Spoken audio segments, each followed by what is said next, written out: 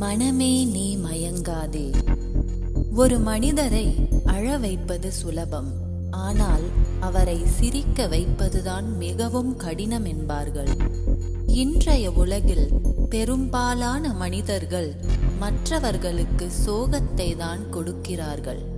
தங்கள் செயல்களாலும் வார்த்தைகளாலும் மற்றவர்களின் மனங்களை புண்படுத்துகிறார்கள்.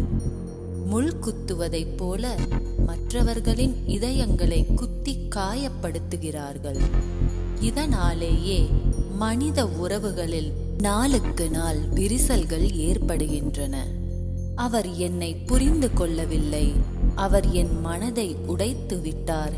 இப்படிப்பட்ட உரையாடல்களை நாம் அவ்வப்போது கேட்கிறோம்.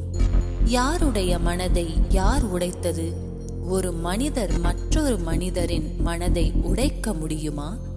நம் மனம் நம் கட்டுப்பாட்டில் இருக்கும் வரை யாராலும் அதை உடைக்க முடியாது.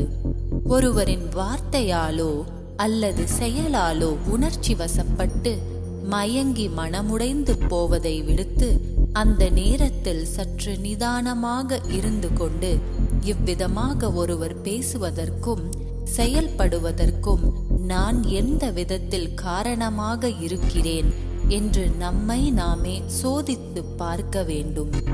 நம் மீது தவறு இருந்தால் நம்மை நாமே திருத்திக் கொள்ள வேண்டும். நடந்த தவறுக்கு மன்னிப்பு கேட்க வேண்டும்.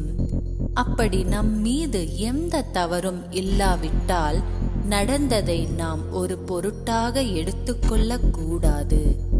நாம் நடந்து செல்லும் வழியில் ஒரு குழி இருந்தால் குழியில் காலை விட்டு தடுக்கி விழாமல் குழியை தாண்டித்தானே செல்கிறோம். யாராவது அழுகிப்போன பழத்தை நமக்கு கொடுத்தால் அதை நாம் உண்ணாமல் குப்பை தொட்டியில் தானே வீசிவிடுகிறோம். இதைப் போலவே நமக்கு சம்பந்தம் இல்லாத விஷயங்களை நாம் நம் மனதில் போட்டு குழப்பிக் கொள்ளாமல் அப்போதே அப்படியே அவற்றை விட்டு விடுவதற்கு பழகிக் கொள்ள வேண்டும்.